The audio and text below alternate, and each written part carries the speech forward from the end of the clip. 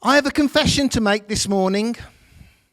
It's said that it's good we should confess to each other. So this is my confession. I am not a big fan of the glitter and lights and extra trimmings that seem to dominate Christmas these days. In recent years, it's become a trend to adorn houses with a light display and have items like inflatable polar bears and snowmen and Father Christmas in the garden. And what on earth do penguins have to do with Christmas? I wonder sometimes if the lights and displays that people dress their houses up with are more to do with trying to impress the neighbours than anything to do with celebrating Christmas. Now, I'm sorry if I've just upset anyone here who decorates their house with lights. Let me be very clear, this is my personal view. I've heard people give reasons for all the lights and displays by saying, well, it cheers everybody up. It makes the children happy. And after all, isn't Christmas for children? Well, not according to the adverts on the TV. For weeks, there have been adverts on TV about where to go to buy the best party food, which perfume is the most desirable for both men and women, which is the most desirable piece of jewellery, and where you can get the best deal on your games consoles. It seems to me that somewhere down the line, people have lost sight of the core of Christmas. Now, I know I'm coming over like some modern-day Scrooge, trying to stop people enjoying themselves at Christmas. I discussed my opinion once about Christmas with someone, and it told me that it seems like Christians are always trying to take the fun out of everything. Let me be clear. There is nothing wrong with meeting up with family and friends at Christmas to share a meal. Nothing wrong with the exchanging of presents. There is joy in watching a loved one open a present that really pleases them. But even that joy isn't at the root of Christmas. And it's the loss of holding on to the core of Christmas that really bothers me. Now, you may have your own views on what Christmas has become in our modern day society, but I'm afraid today you've got to listen to my views. If you think I'm being harsh or unfair, then please do come and talk to me after the meeting. If we look at the Christmas traditions that we have today and the origins of some of them, we discover that there are a whole jumble of ideas from various countries over a period of time measured in centuries. Nativity scenes, for example, originated in Rome in the 10th century and were popularized by Saint Francis of Assisi in the 13th century. The Christmas tree was first used by German Lutherans in the 16th century. The placing of an angel on top of the tree became popular in the 19th century.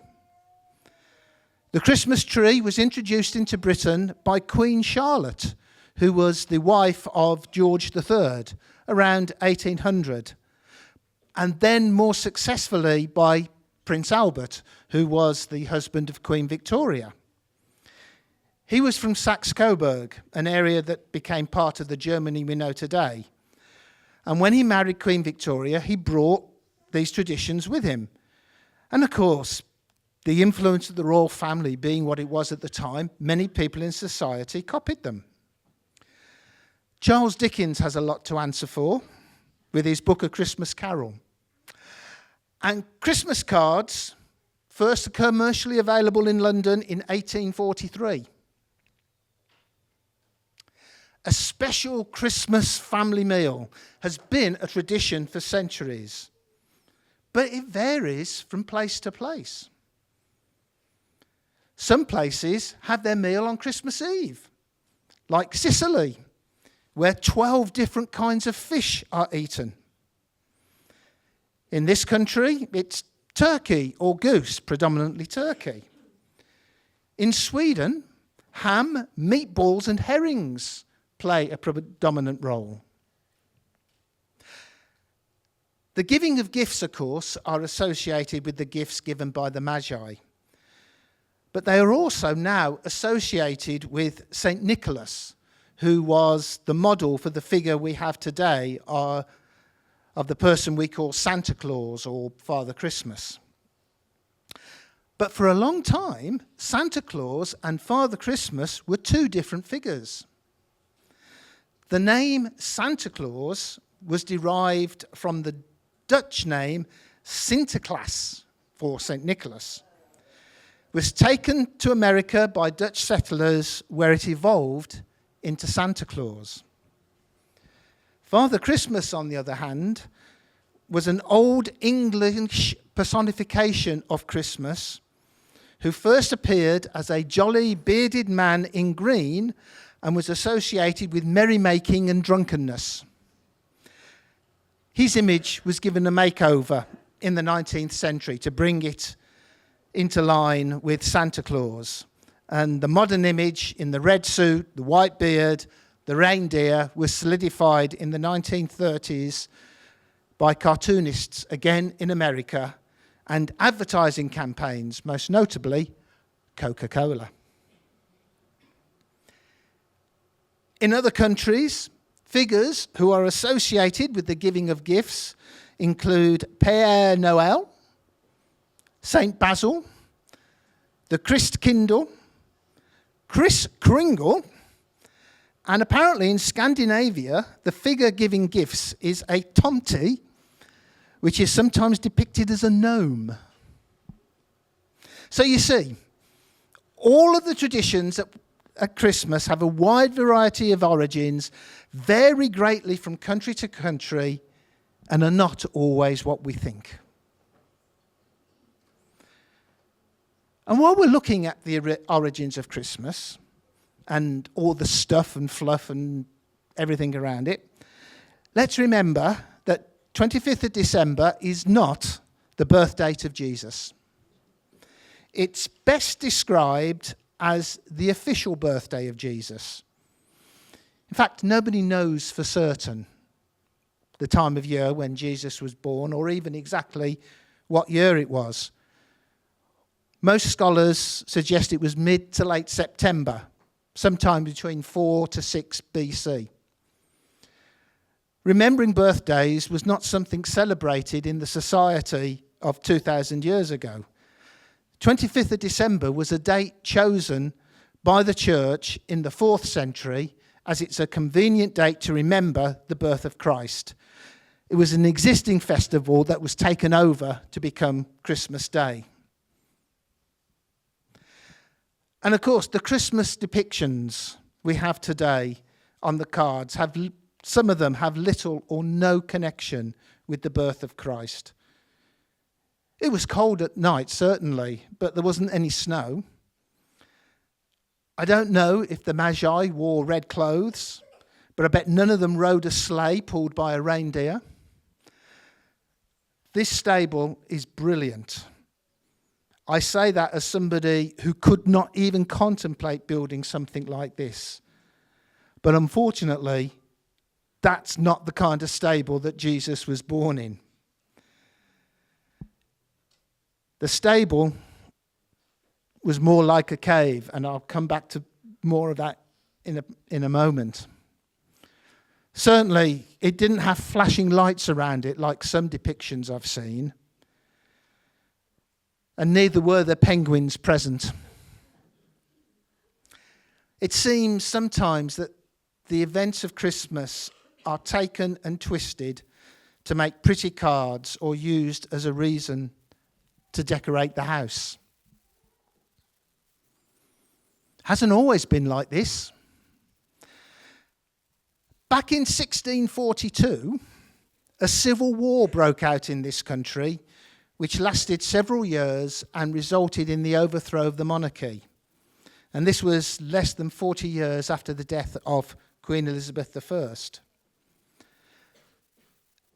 The country was declared a republic called the Commonwealth of England and was ruled by Oliver Cromwell, who held the title Lord Protector. In effect, he was a military dictator. He passed laws banning the holding of special Christmas services. Shops and markets were told to stay open on the 25th of December. And in the city of London, soldiers patrolled the streets, seizing any food they discovered being prepared for Christmas celebrations. The law was so unpopular that pro-Christmas riots broke out. Eventually, the monarchy was restored and the Christmas celebrations resumed. Now, I bet none of you, when you came here this morning, was expecting a history lesson and the breaking down of all the silly Christmas traditions. Please don't go away from here feeling put off from celebrating Christmas. I've already said that there's nothing wrong with families getting together to enjoy each other's company, exchanges, presents, and so on. It's all a question of perspective. But when people concentrate on the best food or presents to buy and how many lights are put up around the house, we're in danger of missing the important point that Christmas has at its core. In our society today, many people won't give a moment's thought about the birth of Christ. What I'm attempting to do today, at the very least, is cut through all the fluff and the trimmings and focus our attention for a while on the event that is at the heart of the celebration. It's about the birth of Jesus Christ, the Saviour. One thing we do know, Jesus wasn't born so that we can celebrate Christmas as we do today. The birth of Christ was not unexpected. And by that, I don't mean that Mary knew she was pregnant and waiting for it to end. We heard scriptures this morning. His birth was the fulfillment of prophecy from several hundred years previously. Prophecies that the Jewish people were praying to be fulfilled. At the time of the birth of Jesus, the area we know as Israel today was called Judea. And in Judea, the Jews thought the coming Saviour would free them from the Roman occupation. The land was to an extent self-ruled, but the Jewish government reported to the local Roman government, which was overseen by Herod, who then reported to Rome. But what were the promises that God made that the people were waiting for? Well, we heard some of them earlier in the presentation. They would have known from the scriptures, such as Micah 5 verse 2, that the Saviour would be born in Bethlehem. And remember, these scriptures were written at least 700 years before the birth of Christ. But you, Bethlehem Ephratah, though you are little among the thousands of Judah, yet out of you shall come forth to me the one to be ruler of Israel, whose going forth are from of old, from everlasting. They would have known from Isaiah chapter 7 verse 14 that he would be born of a virgin. Therefore, the Lord himself will give you a sign. Behold, the virgin shall conceive and bear a son, and shall call his name Emmanuel.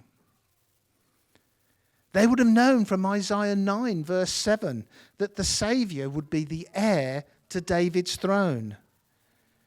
Of the increase in his peace there will be no end, upon the throne of David and over his kingdom, to order it and establish it with judgment and justice.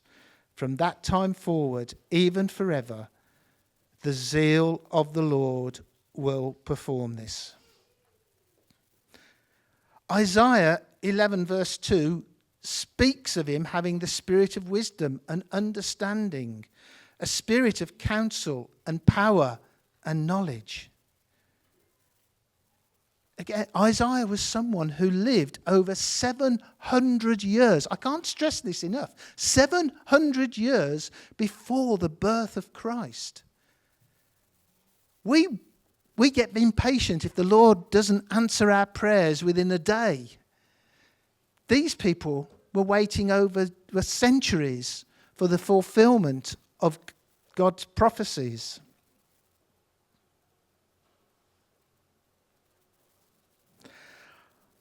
Zechariah 9, verse 9, speaks of him entering Jerusalem, riding on a donkey, but in triumph.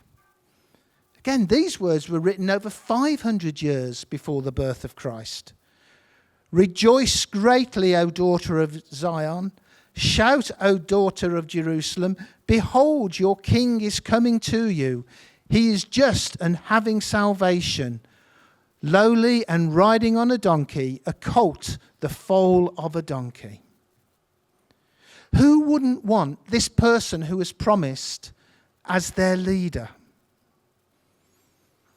Someone who would bring justice, wisdom, understanding, knowledge, the fear of the Lord. If some of our political leaders today had some of these qualities, we wouldn't complain about them quite so much.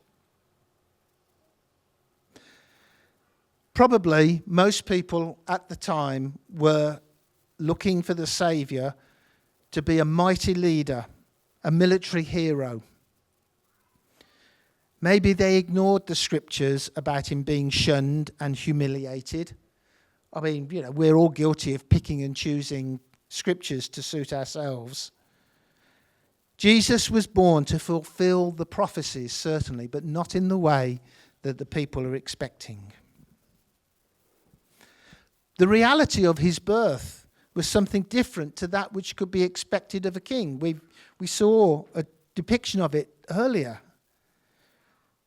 He was born in humble, almost scandalous circumstances.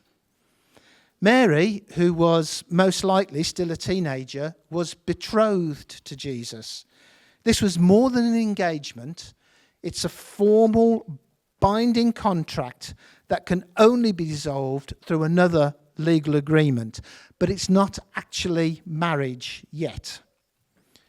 After the betrothal, the custom was for the couple to live separately for a period before the wedding ceremony. For a female of the time to become pregnant whilst they were betrothed but not yet married was a position of shame, regardless of the circumstances. The word of a teenage girl had no standing in law or society, so no one would have listened to Mary if she tried to explain. Even if they'd listened, they wouldn't have believed that she had become pregnant by divine intervention. And have you considered how much Joseph must have loved the Lord and loved Mary? He could have quite rightly stated that the pregnancy was nothing at all to do with him, and he would have been believed. In those circumstances, nobody would have blamed him for ending the betrothal. But instead, he stood by Mary. He took whatever abuse or shame came their way. We know that the marriage was not consummated until after the birth of Jesus. Hence, the prophecy was fulfilled that the Saviour was born to a virgin. I mentioned the stable earlier. More than likely, it was a cave where the animals were kept. It would not have been a very pleasant place. It would have been dirty. It would have been smelly. Children today are born in modern hospitals, diligent nurses, modern medical techniques. It wasn't like that back then. So here we have Jesus born in what can politely be described as humble surroundings. Not the surroundings you would expect of a king or a mighty leader. The welcoming party wasn't exactly promising. Shepherds from the field come running into town because they've seen angels proclaiming the birth. Can you imagine the scene, them going door to door? We've seen angels, the king has come. Shepherds were not very highly regarded in society. Now they were possibly viewed as having lost it altogether. So how can we answer the question as to why Jesus was born? Well, I want to suggest an answer that will help us put Christmas in perspective and remind us of what is at the centre of it. We've already heard these scriptures this morning, but I'm going to repeat them. Isaiah chapter 9, verse 6 to 7. For unto us a child is born, unto us a son is given, and the government will be upon his shoulder. And his name will be called Wonderful, Counselor, Mighty God, Everlasting Father, Prince of Peace. Of the increase of his government and peace there will be no end. Upon the throne of David and over his kingdom, to order it and establish it with judgment and justice from that time forward, even forever. The zeal of the Lord of hosts will perform this. I've stressed a couple of times this morning that these prophecies were given sometime in the 8th century, over 700 years before Christ was born. God made a promise to the people that took centuries to come to fulfillment. But here, in these scriptures, we read about the ultimate present that was to be given from their perspective and from our perspective has been given. Firstly, the child born is given to us. I know that any child born is a gift from God, but usually it's a gift to the parents and to the family. But the child mentioned here is given to everyone, to all of us. The child is the Son of the everlasting Father, the Creator of the cosmos. He is the Prince of Peace. Who does not want peace in their lives, in this world? The child will establish a kingdom of justice and judgment. This is his promise to us. This will become through the child that was given as a gift to us. If we move on in Isaiah to chapter 53.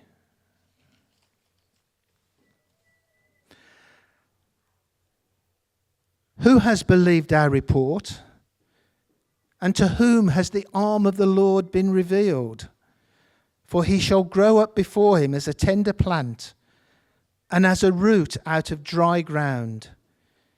He has no form or comeliness, and when we see him, there is no beauty that we should desire him.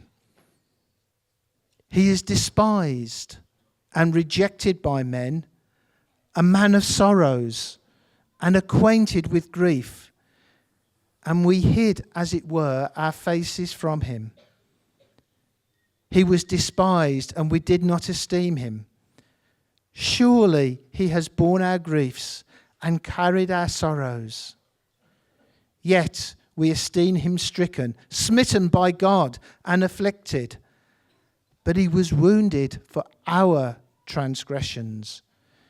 He was bruised for our iniquities. The chastisement for our peace was upon him, and by his stripes we are healed. And the chapter goes on to talk about him being oppressed, yet not opening his mouth.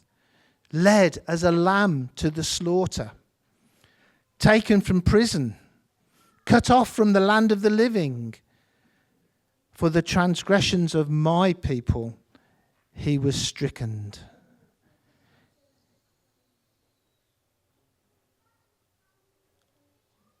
Nor was there any deceit in his mouth. Yet it pleased the Lord to bruise him. He was put to grief when you make his soul an offering for sin.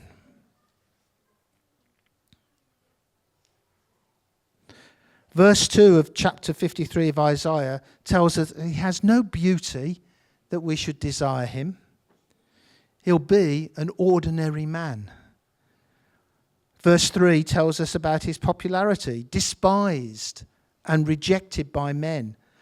A man of sorrow who knows about grief. He is someone who we can identify with, and he can identify and empathize with us. But our reaction to him, we hid, as it were, our faces. And yet, despite not accepting him, despite our rejection of him, he has borne our griefs. Smitten by God, afflicted, wounded for our transgressions. Just think about that. Despite us rejecting him, he still took upon himself the punishment that was meant for us. And by his stripes, the punishment he received that was meant for us, we are healed. We are reconciled back to God. This chapter lays out in great detail some of the humiliation and pain that Jesus took upon himself. Verse 8 talks about him being in prison, cut off from the land of the living. His body laid in graves alongside the wicked, despite having committed no violence or spoken any deceit. Yet it pleased the Lord to bruise him. That's an amazing statement. It pleased the Lord to bruise him. We're not talking here about a perverse God who enjoys inflicting pain on others, a God who is a sadist. No, it pleased God that Jesus became the offering for sin so that we, you, me, can be reconciled back to God and be saved. It's the only way that the human race can be redeemed and reconciled back to God. And that is what pleased the Lord, that a way back was made through the death and sacrifice on the cross. And the way back is as relevant today as it's ever been. As verse 11 says, he shall see the labour of his soul and be satisfied. By his knowledge my righteous servant shall justify many, for he shall bear their iniquities. This is the gift of a child whose birth we celebrate at Christmas. The one who came to be punished in our place. The one through whom we are reconciled with God. And who did he die for? All of us. He was born so he could be crucified, and so we could have a new and second birth. We sang about it in Hark the Herald Angels Sing. I've talked before about the phrase born again having gone out of fashion, but that is what we can have through Jesus. We all have the chance to be born again, to accept him as the sacrifice to die in our place. He didn't deserve to be punished, but took upon himself the punishment for us.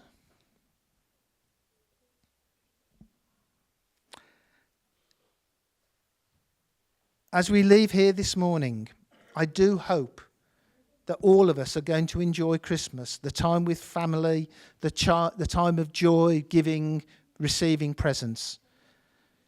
Personally, I always look forward to my turkey dinner and the Christmas pudding, which is the British tradition.